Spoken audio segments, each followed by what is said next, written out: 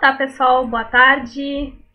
Muito obrigada pela participação. É a nosso segundo encontro. Nós estamos mais lotados do que o primeiro, né? São 75 vagas, já tem 81 pessoas. Eu não sei como isso está acontecendo, mas que bom que está acontecendo. Gostaria então de agradecer, né, todo mundo por estar aqui, especialmente a Natália, né, que é a nossa convidada de hoje. A Natália, que é uma pessoa sensacional, uma pesquisadora incrível, e vou fazer uma breve apresentação dela. Peço só para que todo mundo mute os áudios para que fique melhor a apreciação da fala dela também, para a gente poder não ter nenhuma interrupção. A Natália, então, ela é microbiologista, ela é presidente do Instituto Questão de Ciência, um instituto que é o primeiro instituto no país voltado para a defesa do uso de evidência científica nas políticas públicas.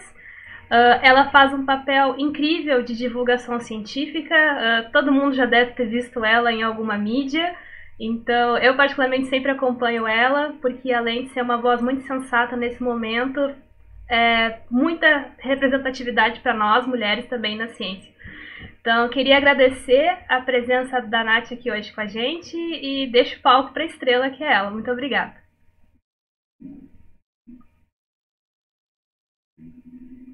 Eu que agradeço, Mel, e para quem não conhece direito essa moça, ela também está fazendo um trabalho incrível agora de divulgação durante a pandemia, está coordenando 2 redes de divulgação, né, no Twitter, toda hora ela está sempre retweetando mensagens, escrevendo, produzindo material de divulgação e ainda organizando aqui essas lives.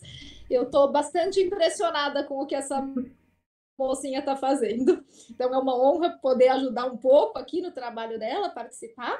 E o que a Mel me pediu hoje foi para a gente discutir um pouquinho de perspectivas de terapias para a Covid-19. Então eu vou fazer assim uma breve introdução do tema, do que eu acho mais relevante, e daí depois a gente conversa, porque eu tenho certeza que aqui deve ter um monte de médicos, e eu não sou médica, e deve ter um monte de médicos que sabem muito mais do que eu sobre tratamentos. O que eu queria era dar um panorama importante de como se faz ciência e como se divulga esse fazer ciência e como isso tem interferido nas possíveis abordagens terapêuticas que a gente tem ou terá para a Covid-19 e como que a falta dessa comunicação da ciência pode, inclusive, atrapalhar a própria pesquisa de abordagens terapêuticas. Então, como a gente acompanha no começo, quando a gente tem uma nova doença como essa para lidar,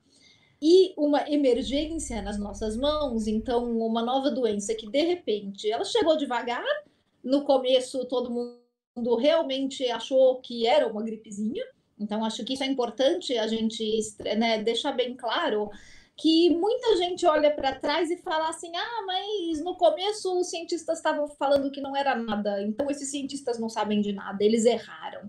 Né? Ou quando a gente vê os modelos matemáticos e as previsões e a gente também fala, mas eles erraram, olha, o pico não aconteceu no dia que eles falaram.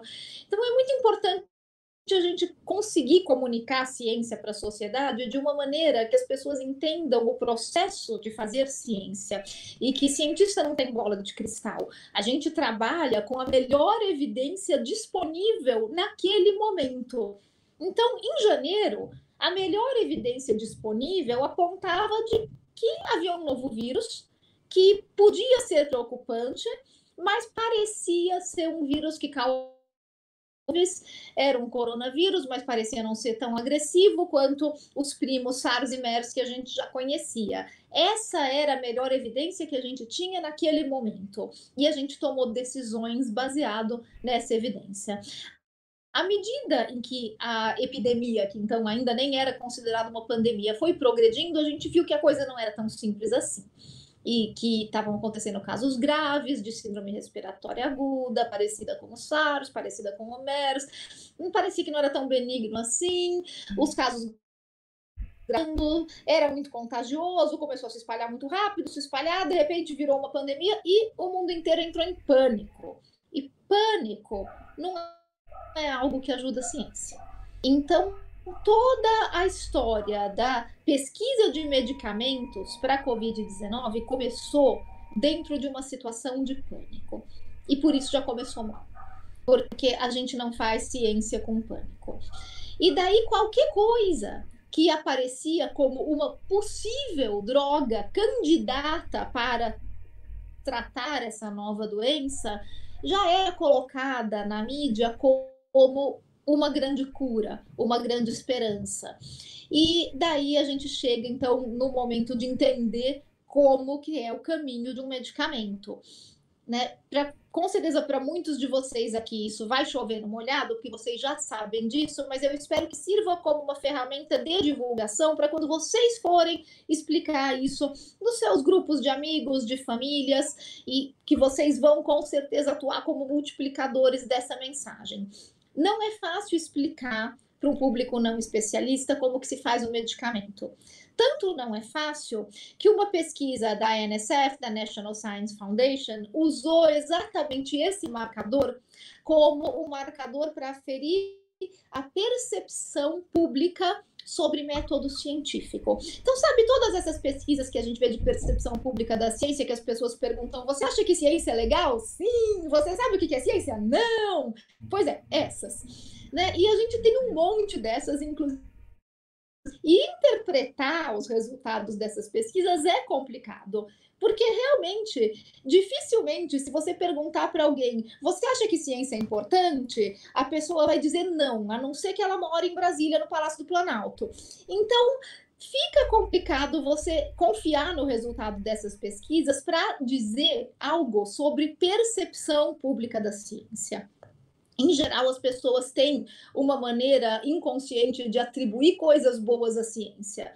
É uma maneira histórica até. A gente sabe que a ciência gera tecnologia, que a ciência gera avanços na sociedade. Então, em geral, se você pergunta para as pessoas sobre ciência, saúde e educação, ninguém vai dizer que isso é ruim. As pessoas falam que isso são coisas boas. Ciência é uma coisa boa. Ah, tem que ter investimento em ciência? Ah, claro que tem. Né? Então, nessa forma abstrata, todo mundo acha que ciência é legal. Mas quando você realmente vai tentar ir um pouco mais fundo e ver o que as pessoas realmente entendem do que é ciência, você pode esbarrar em conceitos um pouco atrapalhados, do tipo, eu adoro ciência, eu sou super fã da astrologia. Né? E daí você fala, ui, não era bem isso que eu estava falando. Então, tudo isso precisa ser mais bem avaliado quando a gente fala de percepção da ciência. A NSF, então, a National Science Foundation, fez uma pesquisa com todos esses parâmetros de por que as pessoas apreciam ou não a ciência, mas colocou 3 questões para tentar ver como que as pessoas entendem. Uma das questões era sobre medicamentos e perguntava, né, você acha que a melhor maneira de testar um medicamento é dar esse medicamento para um grupo enorme de pessoas e ver o que acontece, ou dividir as pessoas em 2 grupos, dar o medicamento para um grupo e não dar para outro e comparar? 50% das pessoas erraram essas respostas. 50%. Nos Estados Unidos, o que eu acredito que não ia ser um resultado muito diferente em outras. Isso quer dizer que 50% das pessoas não entendem como se testa um medicamento. Aquelas evidências anedóticas que a gente escuta, mas meu vizinho tomou e funcionou, então por que não vai funcionar para mim? Isso é muito mais real do que a gente pensa e muito mais presente na população. Então, a ideia de testar um medicamento num estudo duplo cego, randomizado, com grupo placebo, com todos os controles adequados, não passa pela cabeça da população. E é isso. Porque a gente está no meio de uma pandemia onde as pessoas precisam entender como se aprova um medicamento. Senão, elas vão usar qualquer coisa que está na mídia, como tem acontecido, podendo, inclusive, colocar sua própria saúde em risco. Então, a gente vai ter que explicar. E qual que é a melhor maneira de explicar isso? É explicar que, para testar se um medicamento funciona ou não, não adianta eu dar para uma pessoa, para 2, para 5, para 10, para 1000 e ver o que aconteceu. Eu preciso comparar grupos de pessoas. Porque senão eu não consigo controlar os fatores de confusão. Então, quando a gente tem aqueles relatos anedóticos, mas o Davi Wip tomou, vocês sabem o que? A cloroquina, e melhorou, a gente não sabe o que mais o Davi Wip fez. A gente não sabe se o Davi Wip tomou mais um monte de outros medicamentos, provavelmente tomou. A gente não sabe se o Davi Wip recebeu outros tipos de tratamento de suporte quando estava hospitalizado, provavelmente recebeu. A gente também não sabe se o Davi Wip deu 3 pulinhos antes de tomar a cloroquina, se ele falou no telefone com um amigo que ele não via fazia muito tempo, se ele tomou um refrigerante ou se ele tomou uma Novalgina. A gente não sabe o que mais o Davi Wip fez. Então, a gente não consegue eliminar esses fatores de confusão. Como é que a gente pode, então, explicar para um público não especialista, né, como que a gente sabe, como é que a gente poderia saber se foi a cloroquina que fez diferença para o Davi Wip melhorar? A gente teria que ter outro Davi com a cloroquina e comparar.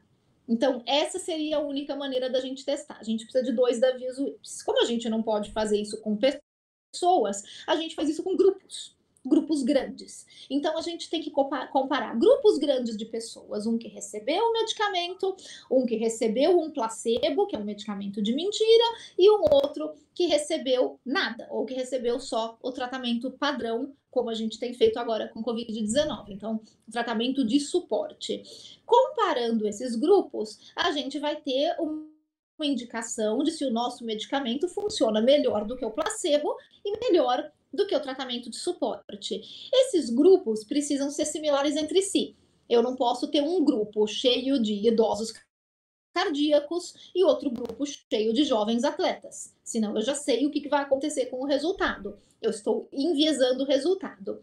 As pessoas não podem saber se elas estão recebendo remédio ou placebo, e o médico ou pesquisador também não pode saber, porque nós somos humanos e a gente quer que funcione, ou a gente quer que não funcione, mas a gente quer alguma coisa. E o que a gente quer pode influenciar o resultado. A gente pode começar a enxergar pelo em ovo, a gente pode começar a enxergar melhora num paciente que não teve melhora nenhuma, mas a gente acha que ele tá com uma carinha bem melhor do que ontem. É tudo muito subjetivo. O paciente pode se sentir melhor, mesmo tomando um placebo, porque ele acha que está sendo medicado, está sendo tratado, e ele se sente mais cuidado, e ele se sente melhor. Exatamente porque a gente sabe de tudo isso, é que a gente faz estudos randomizados, duplos cegos e com grupo placebo. Então, o duplo cego quer dizer isso, é duplamente cego. Nem eu sei o que está acontecendo, nem o pesquisador sabe, ninguém sabe.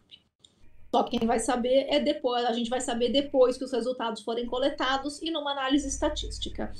Uma vez que a gente explicou tudo isso para um público não especialista, aí a gente pode começar a explicar o que aconteceu nessa pandemia. Como a gente tem pressa, como a gente tem uma emergência, algumas associações, principalmente a Organização Mundial de Saúde, encorajaram o reposicionamento de fármacos. Por um lado, o reposicionamento de fármacos é uma boa ideia, por quê? Porque a gente sabe que testar um medicamento demora muitos anos. Demora de 8 a 10 anos, pelo menos, para você pôr um medicamento no mercado. A gente não tem todo esse tempo para começar do zero. A vantagem de você reposicionar um medicamento que já existe, ele já foi aprovado, ele já passou por segurança, a gente sabe em que dosagem ele é seguro, ele está aprovado para outra doença. Poxa, se eu der sorte e ele servir para essa doença também, eu pulo aí um monte de etapas. Então, parece ser uma boa ideia. Nesse sentido qual sentido que não é uma boa ideia? Que é muito pouco provável que um medicamento que tenha sido desenvolvido para uma outra doença sirva para essa também. A não ser que eles sejam medicamentos muito próximos. Então, é claro, a gente está tentando reposicionar um monte de antivirais. Qual que é o grande azar que a gente tem? Primeiro, os antivirais que a gente tem no mercado não são grande coisa, porque nunca nós fomos capazes de fazer bons antivirais. Não é porque nós somos incompetentes, é porque fazer antiviral é muito difícil. Não é tão simples quanto fazer um antibiótico, até porque não somos nós que fazemos antibióticos, são bactérias, e como bacteriologista eu posso dizer com segurança que elas são muito mais competentes do que nós em fazer antibióticos. Alguns fungos também sabem, mas bactérias são muito melhores e nunca se esqueçam disso. Como elas sabem fazer isso muito bem, a gente só ajusta e copia o que elas fazem. Então, a gente tem um monte de antibióticos no mercado. E bactérias são serzinhos também muito independentes, diferente desses vírus, que são completamente parasitas e que precisam ficar atacando as nossas células para fingir que eles são vivos e se replicar. E eu sei, eu faço piada de microbiologista e só eu acho graça. Desculpa, eu posso parar com isso. E por isso, então, é muito mais fácil a gente fazer antibióticos que matam bactérias. Elas são independentes, elas se replicam seu próprio DNA, elas fazem suas próprias proteínas. Eu tenho um monte de alvos dentro de uma bactéria que eu posso atacar com antibióticos e que não vão atacar células humanas. Então, elas têm parede celular, que é uma coisa que a gente não tem. Os ribossomos são diferentes, então toda a parte de ribossomos e de síntese proteica delas é diferente das nossas células. Eu posso acabar com aquilo sem fazer cosquinha nas nossas células.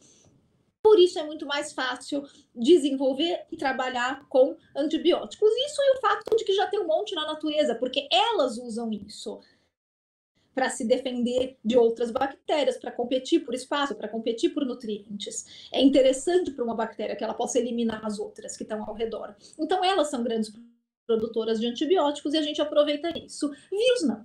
Vírus tem essa característica de atacar as nossas células, ou de mamíferos e de insetos, mas enfim, é uma entidade biológica que só existe, só consegue sobreviver dentro de outra célula, só consegue se replicar dentro de uma célula, e por isso usa o mecanismo dessas células. Então é muito mais difícil ter alvos, porque qualquer alvo que eu vá tentar impedir a replicação do vírus, eu posso esbarrar num alvo da minha própria célula.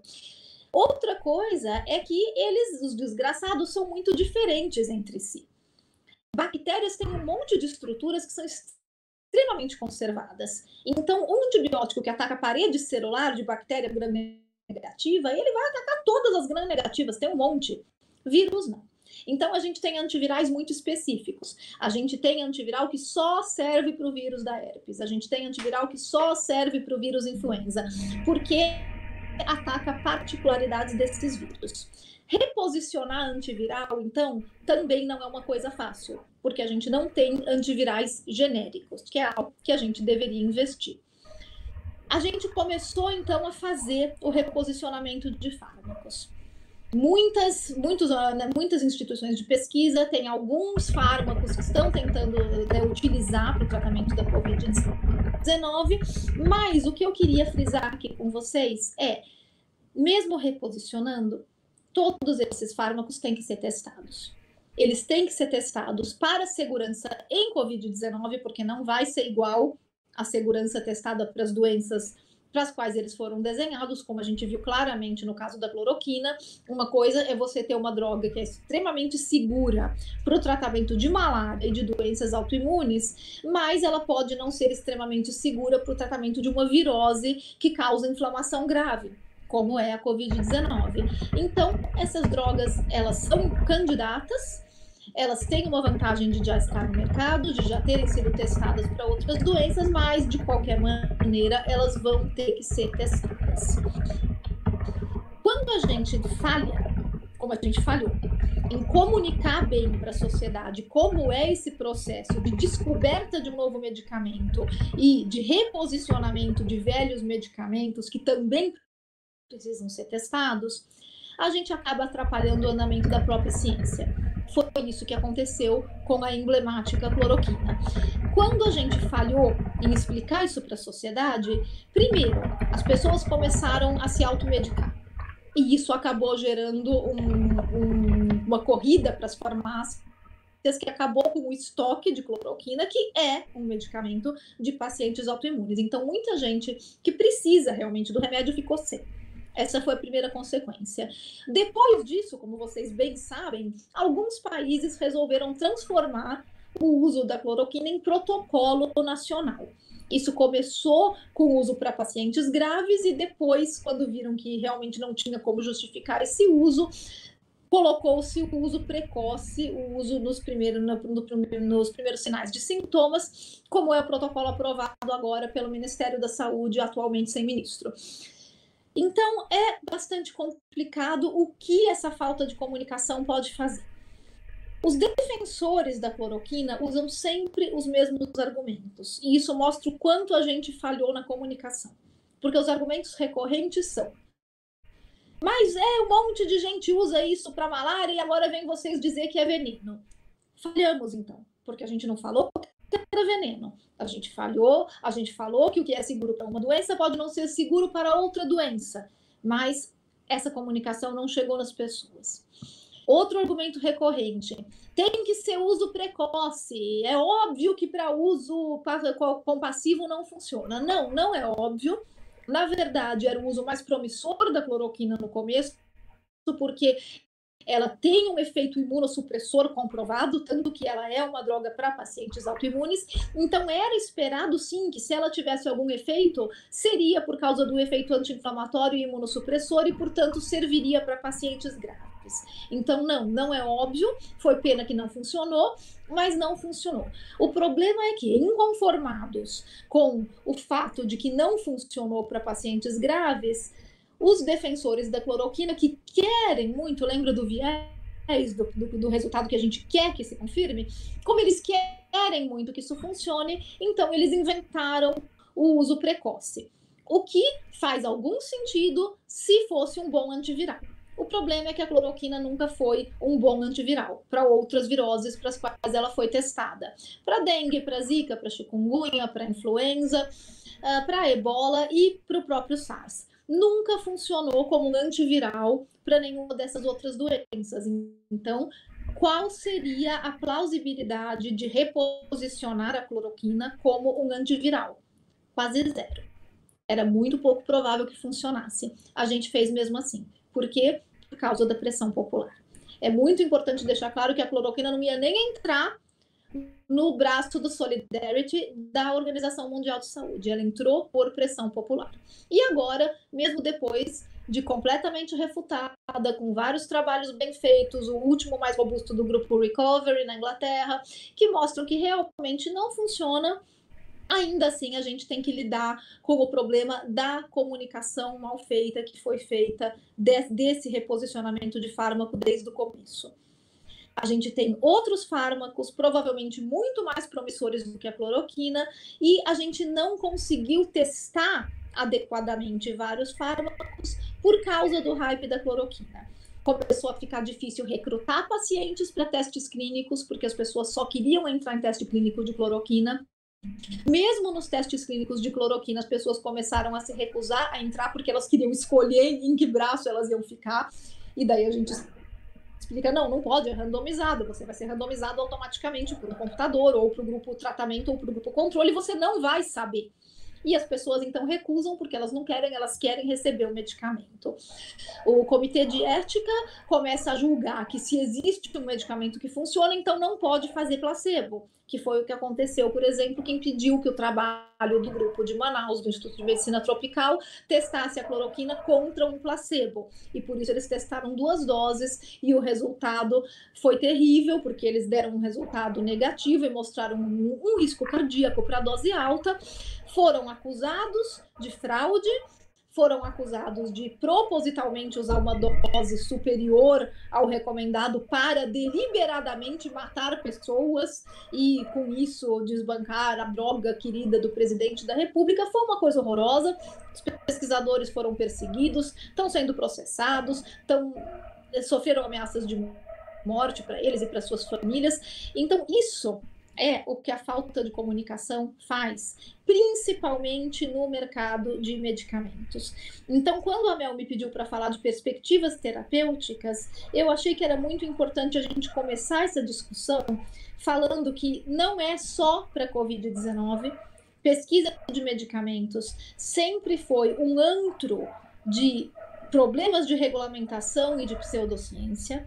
Então, entender qual é o processo de teste de um medicamento sempre deu margem para charlatanismo, para curandeirismo, para curas milagrosas. Isso sempre aconteceu, mas isso foi extremamente exacerbado durante a pandemia, e isso escancarou para a gente o problema da falta de compreensão de conceitos simples de ciência, como a National Science Foundation também atestou na sua pesquisa. As pessoas têm dificuldade de entender um simples conceito de grupos controle. Então, é com isso que a gente está lidando quando a gente comunica ciência. É realmente explicar o beabá da coisa, explicar né, desde o zero, para que a gente possa tentar conseguir a colaboração da população para realmente testar os medicamentos com o rigor que eles devem ser testados para evitar colocar a população em risco. Com isso, qual que é o panorama geral hoje de perspectivas de tratamento? É ruim, como a gente imaginava que seria ruim, porque, como eu falei, é difícil o tratamento para vírus. Veja quanto tempo a gente demorou para desenvolver um bom coquetel para o HIV. Então, não é fácil fazer tratamento para viroses, não são medicamentos corriqueiros. Né? A gente tem 2 tipos de medicamento que podem atuar na Covid-19. Um são realmente os antivirais, para proibir a replicação do vírus, e os outros são anti-inflamatórios e imunossupressores que podem atuar na fase grave da doença. Como agora a gente teve a liberação aí liberação dos estudos da dexametasona, que é um corticoide, que mostrou aí uma resposta bastante promissora para conter a fase grave, para diminuir a inflamação e, com isso, reduzir a mortalidade. A gente tem também aí nas fases de teste o tocilizumab, que é um anticorpo monoclonal de interleucina 6, que é uma das interleucinas envolvidas na cascata de citocinas, que está envolvida no processo inflamatório grave. Então, interromper ali, impedir a interleucina 6 ali nesse processo também pode contribuir para diminuir a inflamação. E o tocilizumab teve também um bom desempenho nos primeiros testes clínicos. Ele conseguiu reduzir aí, em torno de 40% de mortalidade, continua sendo testado. Vamos ver aí como é que ele caminha. Então, temos corticoides, temos esse antagonista de interleucina 6, temos outros corticoides aí sendo testados no mercado, que também, de repente, podem dar uma boa resposta. De antiviral, até agora, temos só o Remdesivir com uma resposta boa, que não é uma super resposta, mas é um remédio que pode ajudar, com os problemas que o Remdesivir traz, de ser um remédio injetável, que só pode ser usado no ambiente hospitalar, de ser um remédio caro pra caramba. Então, essas são as perspectivas que a gente tem hoje. Quais são as perspectivas que eu, particularmente, gostaria de ver no futuro? Eu gostaria muito de ver investimentos pesados em um antiviral genérico. Eu acho que a gente precisa, urgente, começar a investir em um antiviral genérico, provavelmente à base de CRISPR e de ferramentas de edição de genoma. A gente tem dentro dos mecanismos de CRISPR, que é, para quem não conhece, um mecanismo feito por quem? Bactérias, claro, né? Que possibilita a gente usar essa ferramenta para editar genoma, para cortar DNA. E CRISPR tem também uma enzima, então vocês devem ter ouvido muito falar do CRISPR-Cas9. Né? Cas9 é uma enzima do sistema CRISPR que corta DNA, mas existem 2 enzimas, a CRISPR-Cas12 e a Cas13, que cortam RNA. E esse sistema de CRISPR-Cas13 pode ser usado para direcionar, para cortar RNA de vírus. A gente pode tentar desenvolver um antiviral genérico que a base de CRISPR-Cas13, por exemplo, estou dando aqui um exemplo de o que poderia ser um antiviral genérico, e tem muita gente trabalhando, mas tem gente trabalhando nisso já. Né? A gente poderia desenvolver aí uma ferramenta para criar um antiviral genérico que picote, por exemplo, vírus de RNA. Tem muito vírus de RNA, além dos coronavírus, e a gente poderia aí ter um protótipo de um antiviral genérico. Ah, poxa, Natália, mas isso aí vai demorar uns 10 anos para ficar pronto e a gente precisa para agora. Pois é, para agora não vai ter. Mas se a gente não começar a fazer agora, a gente não vai ter para daqui a 10 anos, quando a gente provavelmente vai estar com outra pandemia na porta, batendo na porta. Então, eu acho que não é cedo demais para começar a pensar nisso, bem pelo contrário, demorou já. A gente já devia ter pensado nisso antes, assim como a gente já devia ter pensado também em vacinas versáteis, mas vacinas aí são tema para uma outra live. Então, investir em biotecnologia para que a gente possa desenvolver antivirais genéricos de resposta rápida, vai ser essencial. O sistema CRISPR-Cas13, por exemplo, ele pode ser desenhado para reconhecer sequências específicas do COVID-2. Então, a gente pode fazer com que o nosso sistema CRISPR, que é praticamente uma tesourinha que faz o que eu mando, eu posso mandar essa tesourinha cortar o RNA do COVID-2 em locais específicos. Por que isso pode virar um antiviral genérico? Porque do mesmo jeito que eu dou para essa tesourinha a informação necessária para ela reconhecer partes do meu COVID-2, eu posso mudar essa informação necessária para ela reconhecer qualquer outro tipo de vírus de RNA. Então, eu posso programar o meu sistema CRISPR, eu posso programar essa minha tesourinha e transformá-la numa tesourinha genérica. Isso nos daria opções de ter uma resposta rápida para próximas pandemias, uma vez que essa ferramenta esteja pronta e, claro, como toda terapia, devidamente testada em todas as fases de teste de medicamento e aprovada. Por isso que vai demorar aí pelo menos uns 10 anos. Mas eu acho que a gente realmente poderia começar. E o investimento nisso precisa ser um investimento perene e constante. A gente não pode mais ter uma ciência que trabalha em soluços. Opa, tem uma pandemia, todo mundo dá dinheiro para vacina, todo mundo dá dinheiro para remédio. Opa, passou a pandemia, acabou o dinheiro, todo mundo para, vamos fazer as coisinhas que estão na moda. Isso não pode mais acontecer com o financiamento de ciência, seja ele público, privado ou de filantropia. A gente tem que ter um financiamento constante para que a ciência não pare, para que a gente não pare de testar vacinas e medicamentos, porque simplesmente a epidemia acabou e perdeu-se o interesse. Isso aconteceu para SARS, isso aconteceu para MERS. Eu espero realmente que isso não aconteça para a Covid-19. É uma lição que a gente já podia ter aprendido antes, e eu espero que agora, pelo menos, a gente aprenda. Então, dito isso, estou super aberta aí para perguntas e participação de vocês, e espero que tenha contribuído aí com alguma coisa, além, claro, de fazer vocês ficarem apaixonados por tudo que as bactérias fazem de bom para nós. Nath, eu não tenho nem palavras. Te ouvir é muito bom. Nossa, uma voz muito sensata e ao mesmo tempo... eu compartilho das piadas microbiologistas. Eu fiquei rindo aqui no meu cantinho, mas muito bom, muito boa a tua fala. A gente já tem algumas perguntas aqui, então não vou me alongar mais, já vou para a gente aproveitar esse momento. O Fernando Cocobum, então, foi o primeiro a lançar uma pergunta, dizendo então: além do reposicionamento, é possível ou permitido, em casos de emergência, utilizar alguma terapia, medicamento sem todos os testes de segurança? A gente tem autorização sempre para fazer uso off-label, né? Que é o uso fora de bula dos medicamentos. Então, qualquer medicamento que esteja aprovado, que esteja no mercado, o médico pode fazer uso off-label. O médico se responsabiliza. Ele fala, eu vou dar esse remédio porque eu acho que tem prescrição nesse caso, mesmo não tendo sido um remédio desenhado para essa doença.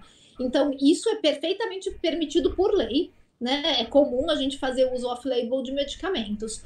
O que não pode é transformar o uso off-label em protocolo nacional, né? Então, uma coisa é o médico, pela descrição dele, pela decisão dele, fazer o uso off-label de um medicamento. Agora, transformar o uso off-label em protocolo nacional, como foi feito no Brasil, aí não pode. Com certeza. Essa pergunta é minha, escrevi para não esquecer de te perguntar. Tu acha que o fato de não termos antivirais genéricos para influenza e outros vírus respiratórios, por exemplo, vai ao encontro do mesmo problema de não termos uma vacina de longa duração para os mesmos? Explicando um pouco melhor, será que é pela dificuldade de encontrar alguma sequência, algum pedaço, algum epítopo que possa gerar não só uma imunidade robusta, mas também que isso possa ser algo forte o suficiente ou conservado o suficiente para a gente conseguir desenvolver algo genérico para esses vírus em específico? Para os vírus da influenza, eu acho que sim. Eu acho que conservado o suficiente é a frase-chave, né? O problema dos vírus da influenza é que nada neles é conservado o suficiente, né?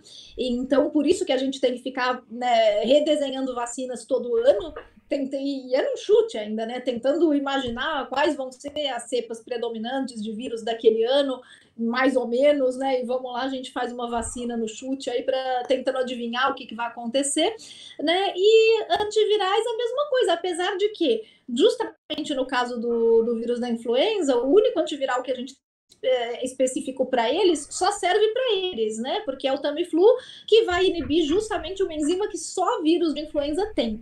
Agora, muito importante a gente lembrar que, assim como o Tamiflu, a maior parte dos antivirais que a gente tem no mercado, eles não fazem milagre, né? Então, eu já ouvi muita gente falar assim, mas eu não dou vacina da gripe nos meus filhos porque gripe tem Tamiflu, gripe tem cura. Não, gripe não tem cura, gripe tem um remédio que ajuda, né? E muito provavelmente a Covid-19 também vai ter um remédio que ajuda.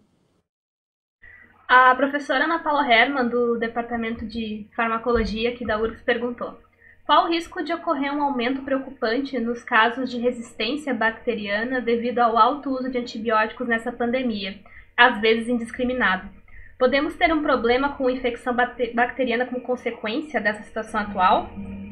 Podemos, sim.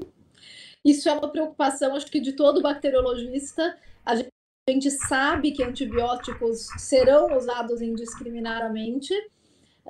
O caso do uso indiscriminado de azitromicina, eu acho que é o mais emblemático, né? Porque agora a gente está dando antibiótico aos rodos aí sem a menor indicação. E a gente sabe que o uso indiscriminado de antibióticos faz uma pressão seletiva e seleciona cepas de bactérias que são resistentes. Então, além do uso indiscriminado, a gente tem o uso necessário, porque a gente sabe que em pacientes intubados, hospitalizados, a gente vai precisar usar antibióticos numa frequência muito grande para evitar infecções bacterianas secundárias. Então, é uma época de um abuso, né, de antibióticos, ou por motivos fúteis, como no caso da azitromicina, ou por motivos necessários, mas de qualquer jeito a gente está tendo um overuse, né, a gente está tendo um uso em excesso.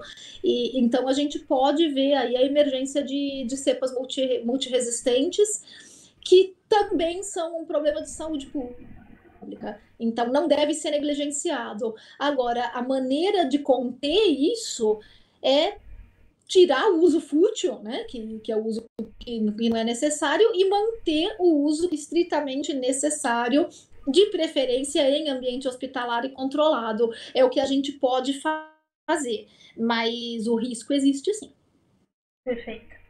O Vinícius aqui comentou, acho que não é uma pergunta, mas acho que é um comentário bem relevante, que o Ministério Público junto ao Tribunal de Contas da União entrou com representação nessa quinta, dia 18, para que seja investigado o suposto superfaturamento da compra de insumos para a fabricação da cloroquina pelo Comando do Exército Brasil. Então fica aqui informação do Vinícius super relevante nesse tema.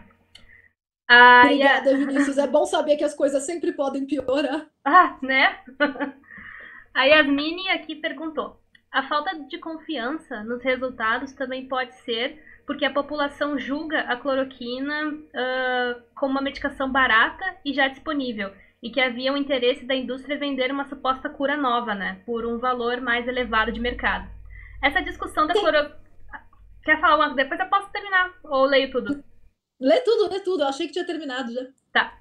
Essa discussão da cloroquina parece ter também um viés ideológico. De que maneira podemos blindar a ciência desse tipo de ataque? Não podemos. Isso é impossível. A gente precisa realmente fazer um esforço para explicar, mas a gente não vai conseguir se blindar desse tipo de ataque. Esse tipo de ataque é extremamente comum. Eu sou xingada de comunista nas minhas redes sociais, assim, mais ou menos com uma frequência de 5 em 5 minutos, né? E não tem jeito, assim, sabe? Se você é contra a cloroquina, você é contra o governo Bolsonaro, né? E aqui, assim, é difícil explicar que ninguém é contra um medicamento, né? Contra o governo Bolsonaro, com certeza, mas não contra um medicamento, porque não dá para ser contra um medicamento ou a favor de um medicamento, porque medicamento não é time de futebol, a gente não tem torcida para eles. A gente quer que todos eles sejam testados e, se aprovados, se mostrar que funcionam, todo mundo vai ficar muito feliz. Então, eu ouvi muitas dessas acusações, assim, era muito engraçado. O pessoal falava, né, se mostrarem que a cloroquina funciona, você vai ficar com a cara no chão. Eu falei, não vou ficar extremamente feliz, porque se tiver um medicamento para essa porra dessa doença, eu vou ficar feliz. Mas eu quero que seja testado. Eu quero ver os resultados, eu quero avaliar se isso realmente foi bem feito ou se é um hype de mídia, porque hypes de mídia são perigosos, como a gente viu. Eles afetam o bolso e a saúde das pessoas. E também afetam o bolso e a saúde das nações. Como a gente está gastando rios de dinheiro aí com importação de insumos de cloroquina, pelo visto até com fraude no meio, e a gente está deixando de investir esse dinheiro em compra de insumos que são necessários, de testes diagnósticos que são necessários, de respiradores, de EPIs. Então, não é sem consequências o uso errado desse dinheiro.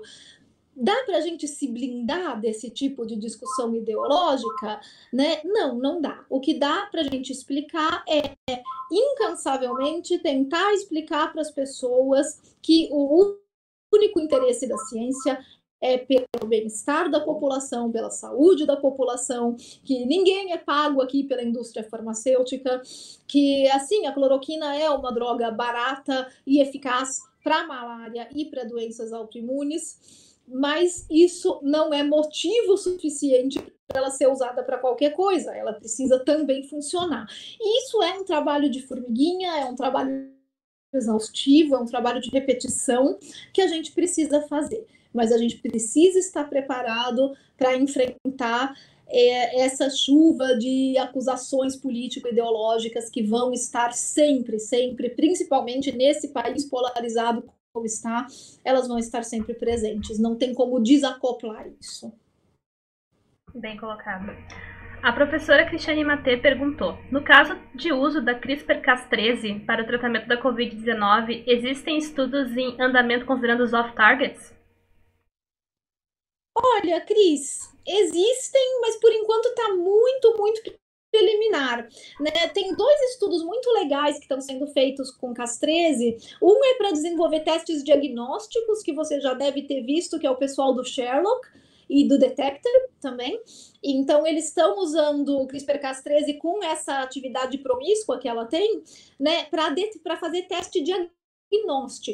Né? Para quem não entendeu, a atividade promíscua da Cas13 é que depois, uma vez que ela é ativada, você ativa ela com uma sequência do seu vírus, por exemplo, de uma sequência base que você quer que ela reconheça. Então, você dá informação para a tesourinha, você fala, tesoura, corte aqui tá minha sequência. Só que a Cas13, ela fica doida. Depois que ela começa a cortar, ela corta qualquer coisa.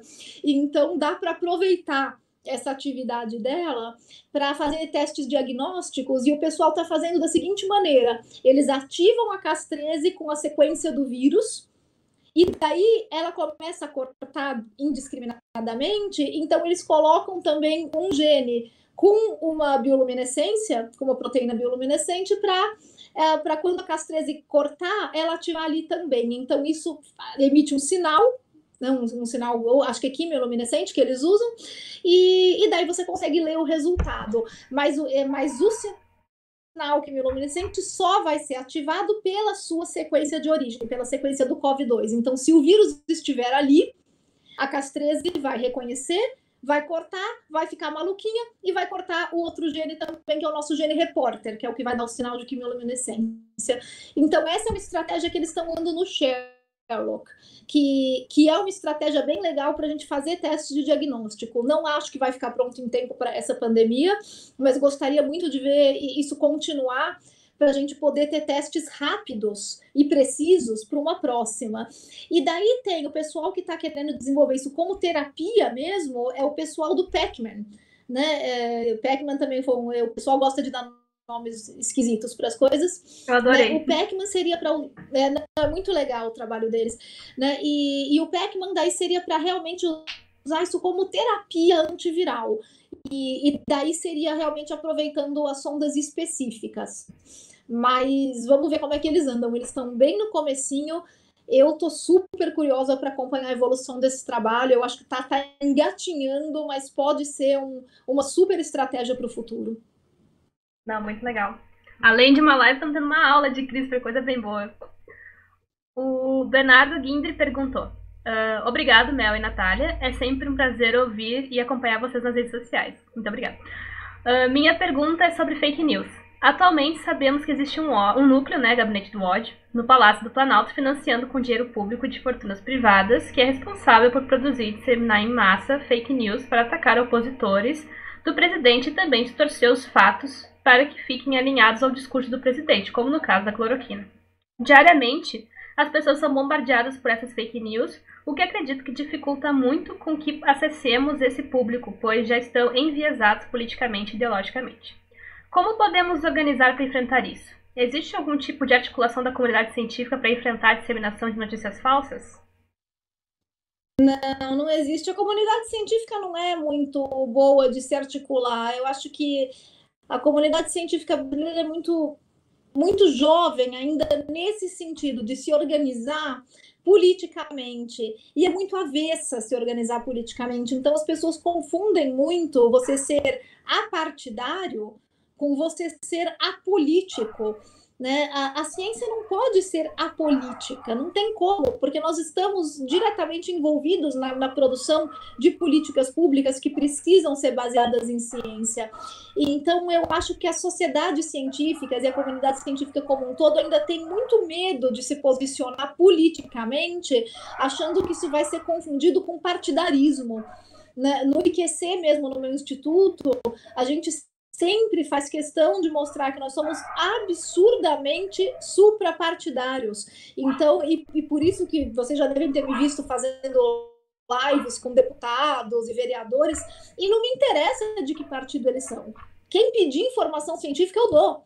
Então, o IQC fica completamente suprapartidário. Qualquer partido político que vier me pedir informação sobre ciência, eu dou.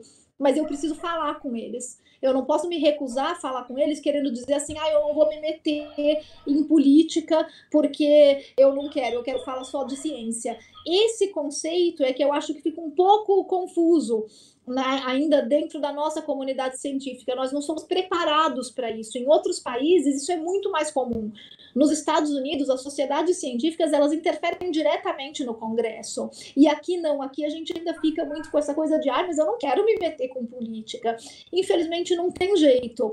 Em relação à outra parte da pergunta, sobre as fake news, como que a gente pode... É difícil, porque realmente existe uma fábrica de fake news, né? E ainda patrocinada pelo governo.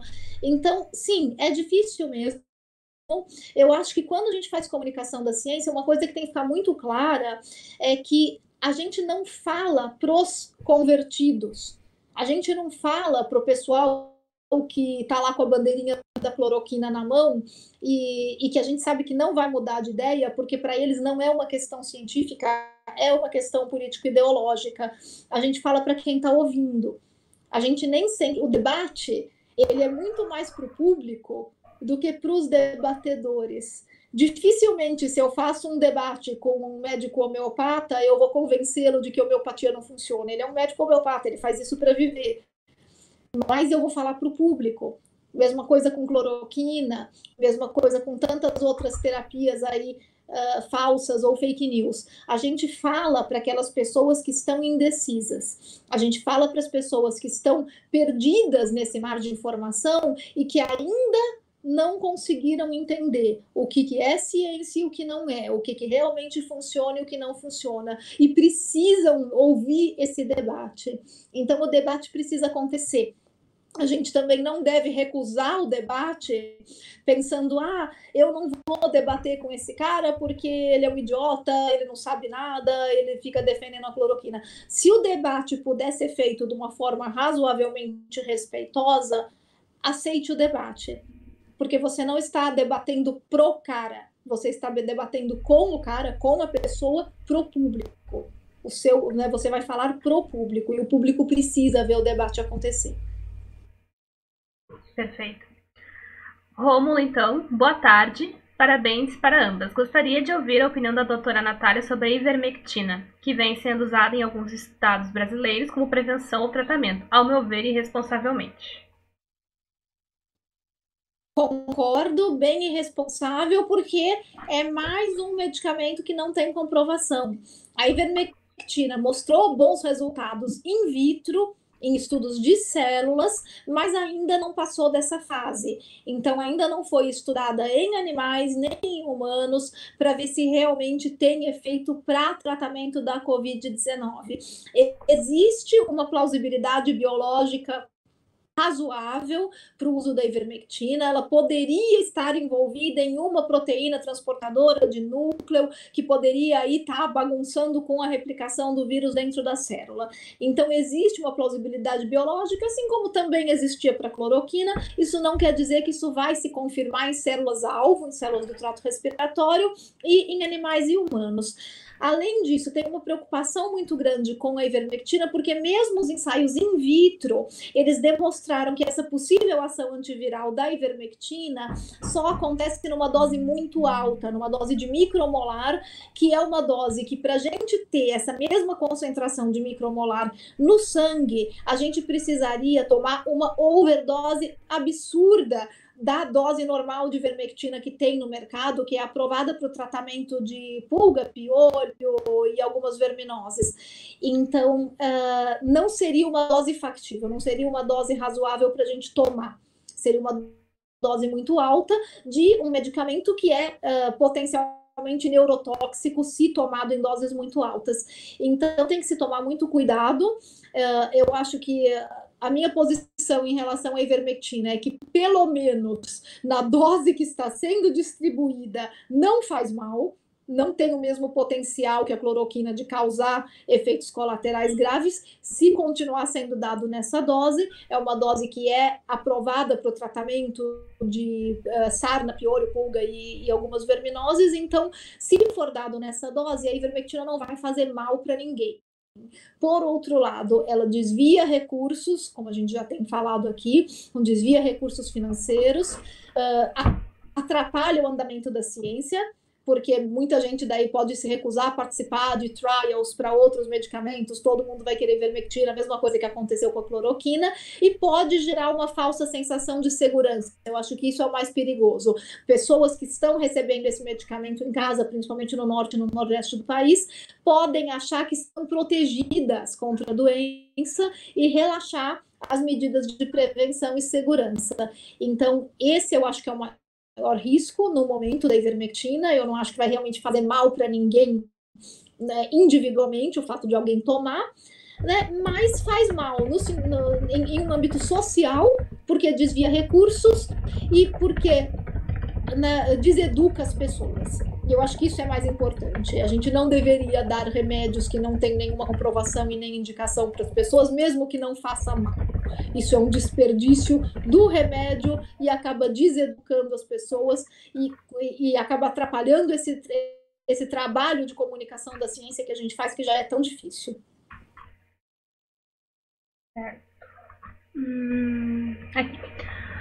Fernando, na questão de divulgação científica, até uns anos atrás, a academia considerava a divulgação um trabalho menor. Um sintoma é o Lattes, que apenas nos últimos anos introduziu uma aba sobre divulgação científica, que antes não tinha.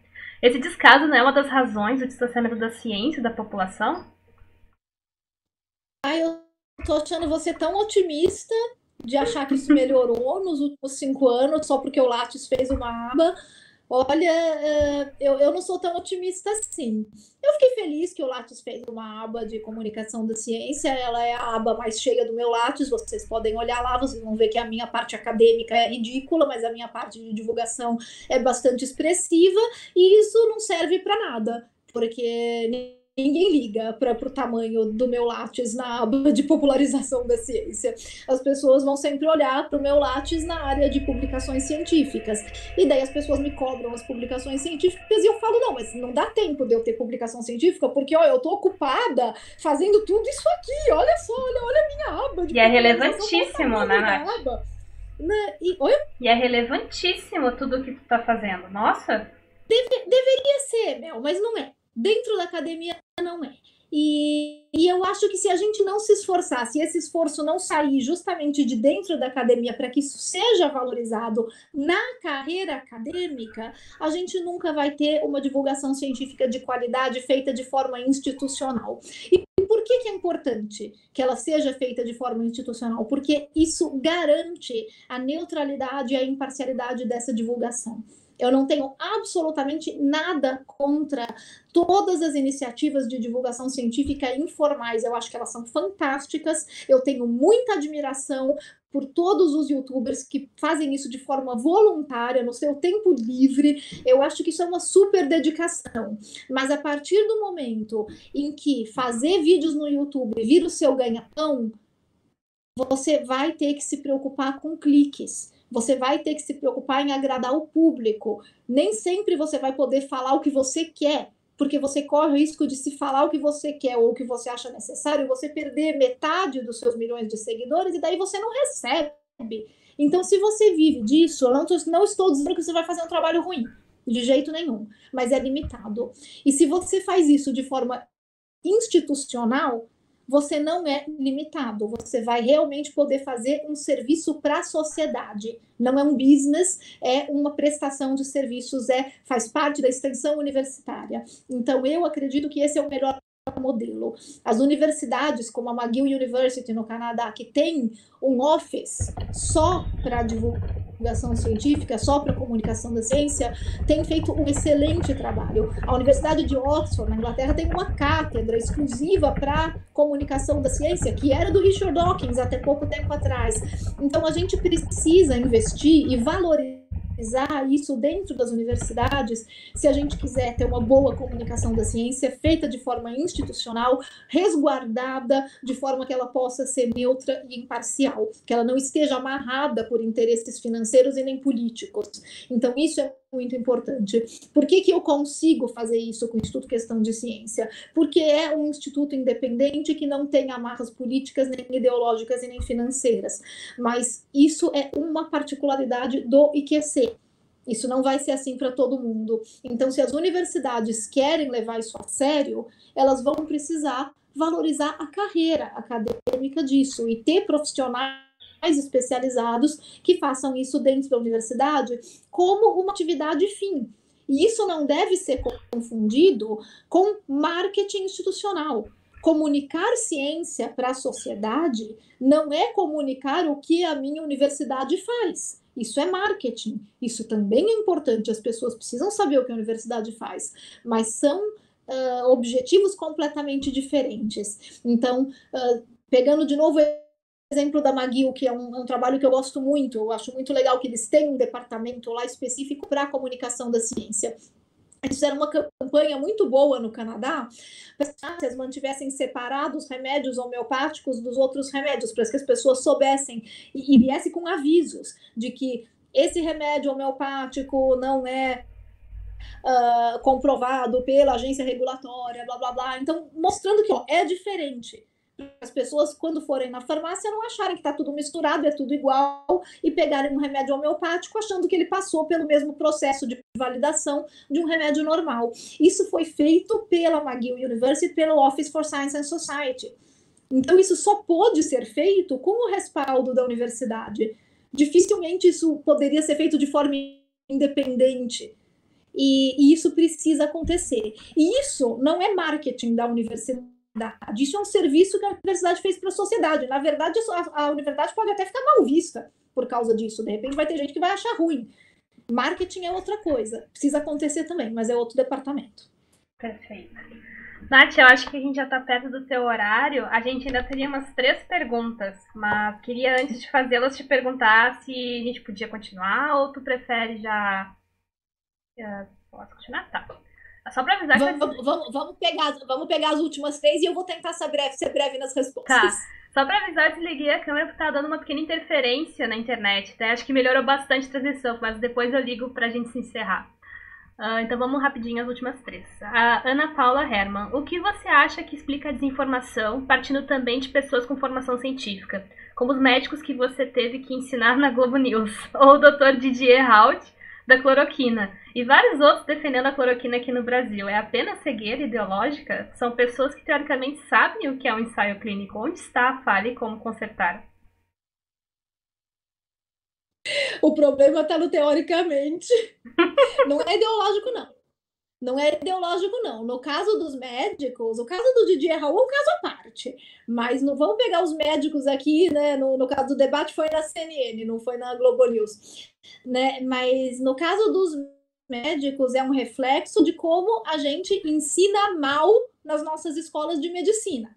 Eu acho que isso ficou patente nessa pandemia. Os médicos, os nossos médicos hoje, não sabem o que é um teste clínico. A grande maioria não sabe. Isso é assustador. Eu fiquei com medo de ir ao médico depois daquele debate. Então, isso é assustador. A gente não está ensinando os nossos médicos a pensar. A gente está formando técnicos especializados que não sabem diferenciar o que é ciência e o que não é. E isso é muito preocupante. Eu entendo que medicina é uma profissão aplicada e médico não tem obrigação de ser cientista, mas tem obrigação de entender o básico sobre medicina baseado em evidências para poder ter uma boa prática clínica. Então, eu acho que nós estamos falhando nas nossas escolas de medicina e falhando gravemente. Bárbara Marino.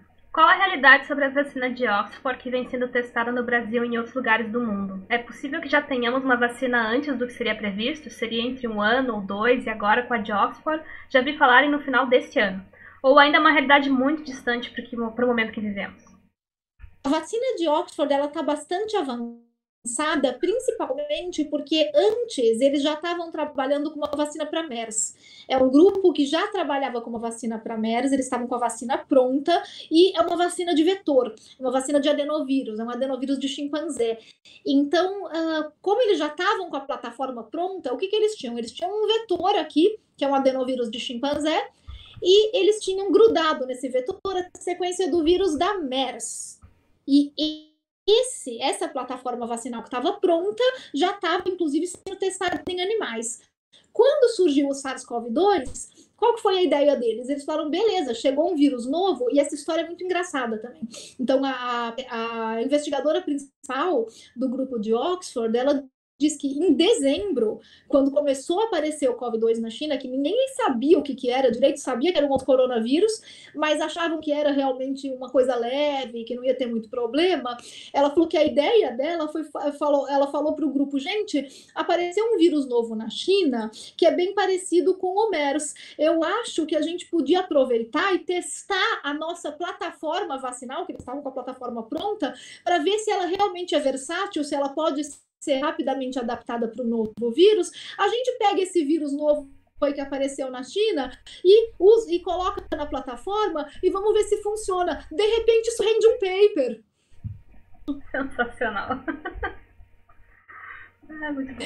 Então, mas continuando a pergunta, por isso que eles estão muito adiantados, porque realmente eles já estavam com tudo pronto e testado na plataforma. Daí foi só trocar a sequência genética e eles já estavam com a vacina pronta para o SARS-CoV-2. Eles foram muito bem nos primeiros testes em animais e em humanos, e agora eles vão começar a fase 3, inclusive recrutando aqui no Brasil. Eu acho que até o final do ano eles têm uma boa resposta para a gente se essa vacina funciona ou não, sim. Eles estão bem adiantados. Show. O professor André Quincoses pergunta: como tu acha que a população contraria a vacina, movimento antivacina, contrária à vacinação, que é o movimento antivacina, receberá a vacina contra a Covid-19, caso tenhamos uma vacina em breve e duração anual? Como isso pode afetar o restante da população, uma vez que sempre poderemos ter potenciais novos surtos de Covid-19? Poderíamos ter um processo de vacinação obrigatória? Complicado, vacinação compulsória é sempre muito complicado. O movimento antivax já está falando contra qualquer vacina para Covid-19, já está falando justamente contra a vacinação compulsória, já tem várias reportagens comparando vacinação compulsória a estupro, só para vocês terem uma noção do nível do negócio. Então, a gente vai ter trabalho sim, e por isso que a gente precisa se preparar. A comunicação da ciência costuma ser a última preocupação da cabeça das pessoas, quando deveria ser a primeira, porque não vai adiantar nada. A gente está com a vacina pronta, produzida, e começar a vacinar a população e, de repente, a gente encontrar focos de resistência que vão atrapalhar a imunidade de rebanho. Então, a gente precisa já começar uma campanha para explicar que vacinas são seguras, que essas vacinas, mesmo feitas em tempo recorde, são seguras, que a gente não está pulando etapas, a gente está apressando etapas, mas a gente não vai deixar de testar nada. Então, isso tudo precisa ser muito bem comunicado, porque senão, antes mesmo de ter uma vacina, a gente já vai ter um movimento contrário muito forte.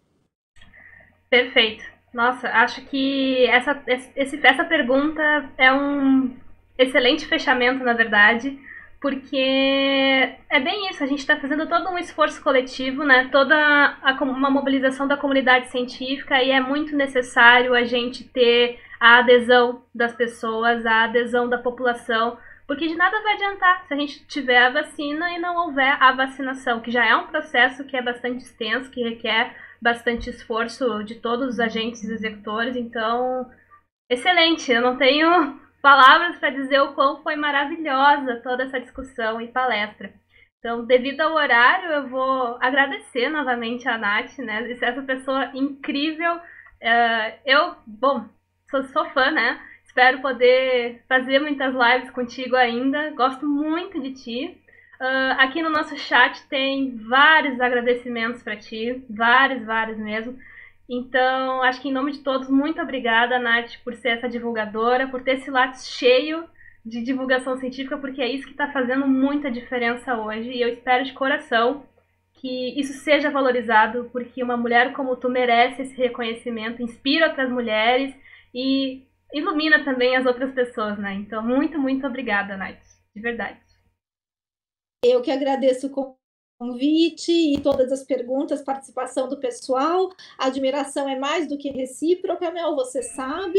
Aproveitar para deixar um abraço para a Cristiane também, que me fez uma pergunta aí no meio. Cris, estou com saudades. E convidar todo mundo aí para assistir o Roda Viva segunda-feira, se quiserem, se tiverem paciência de me ouvir falando mais bobagem, estarei lá tentando aí defender um pouco a comunicação da ciência no nosso país. Mel, muito obrigada pela oportunidade e obrigada a todos vocês que participaram. Muito obrigada, Nath. Com certeza estaremos lá te prestigiando e prestigiando essa bancada feminina incrível que vai estar presente, né? Então, gente, muito obrigada. Esse foi a nossa segunda fala desse ciclo de palestras. Semana que vem nós temos mais. Nath, muito obrigada de novo. E até a próxima, gente. Tchau, gente. Obrigada.